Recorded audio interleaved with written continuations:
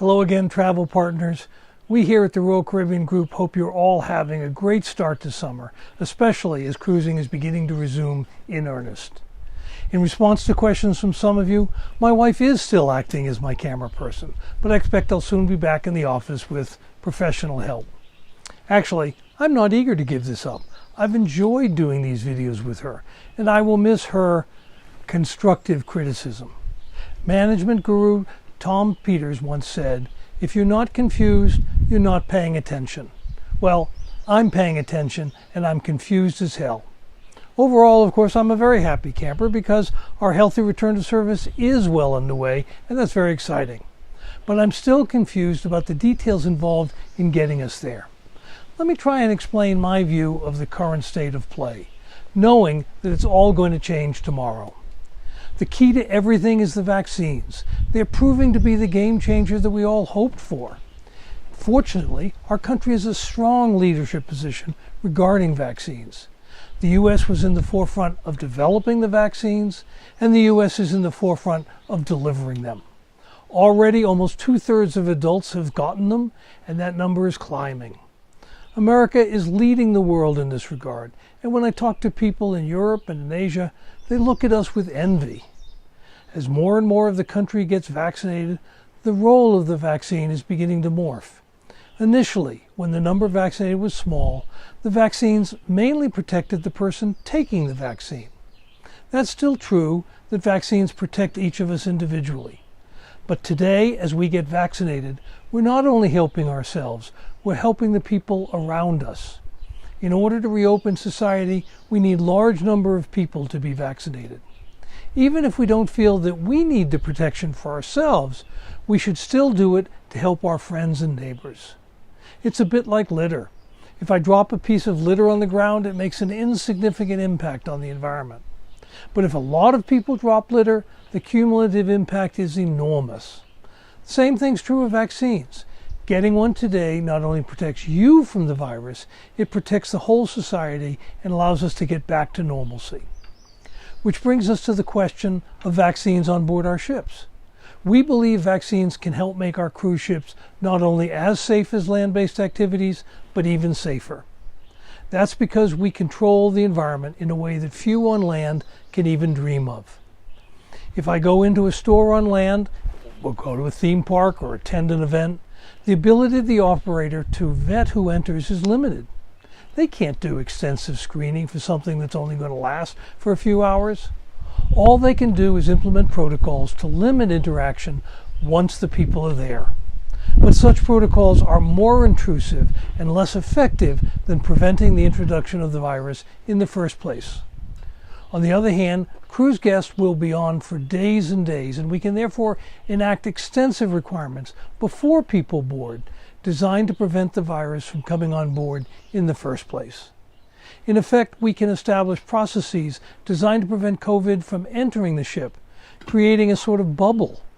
That bubble not only gives greater protection than available almost anywhere, but it also means that we don't have to have such extensive operating protocols. The result is not only a safer cruise, but a better and more enjoyable one. So as I said before, we intend to vaccinate all our crew members, 100%. In fact, we've already given vaccines to 16,465 seafarers. Clearly, we're not messing around. On top of that, we want all of our guests to be vaccinated as well. We want that because we believe it makes us all safer. And we want that because our guests want that. In our surveys, the vast majority have either already received a vaccination or are about to do so. Ideally, everyone on board would be vaccinated, but in practice, there have to be some exceptions. The main exception will be children under 12 who cannot get a vaccine today. But children tend to spend time in the family unit, and studies have shown that children are a lesser source of infection than adults. Soon, children as young as 5 years old will be eligible. That will result in even fewer exceptions. Now, this raises the issue of the Florida law, which prohibits business in Florida from requiring proof of vaccination for services within the state. This unique law only applies within Florida. While we obviously have to comply with the law of the land, We do not believe that we will have significant numbers of unvaccinated for several reasons. Remember, the vast bulk of our guests want vaccinations, and in most cases already have them. In addition, due to the health and legal requirements of many jurisdictions, those who are unvaccinated will need to undergo additional testing and other restrictions. That necessarily adds to their cost and adds limitations on the cruise for those people who choose to be unvaccinated. There would be no additional cost for children who are not eligible for the vaccine. Our plan, therefore, continues to be that virtually everyone who's eligible for a vaccine will have one. On some of our ships with fewer children, including Celebrity and Silver Seas and some Royal Caribbean International ships, we will ensure that the percent vaccinated will exceed 95%. On other ships, we expect that almost everyone over 12 will be vaccinated. The specifics are confusing, and there will undoubtedly be movement on the various details during the coming weeks. I know some observers will greet each issue, each minute action, each side comment as momentous, but we should all take a collective breath. We're working through the details in a positive and constructive manner. While there'll inevitably be some elements of confusion as we do so, the outcome isn't in any real doubt. After 15 months of no forward motion, suddenly everything is happening at light speed. We are moving forward and cruising is restarting. All the parties seem aligned that cruising needs to restart. The CDC in Atlanta are now constructively dialoguing with us. The governor and other Florida officials clearly want to welcome the jobs that cruising generates. The mayors and other officials are eager for our return. Even Congress understands the importance of our industry, passing, unanimously, the bill that allows us to provide cruises to Alaska this summer. Can you think of one other piece of legislation that got every member of Congress to support it? OMG, rarely have so many different interests agreed on one thing, and that thing is the importance of the cruise industry restarting in a healthy manner. Therefore, it's all happening. We are moving inexorably towards the total resumption of cruising in a safe and healthy manner. Some key events I'd cite. Last Saturday, Celebrity Millennium started her first voyage in 15 months, leaving from St. Martin to destinations in the Caribbean. In less than a week, Adventure of the Seas will start sailing from Nassau.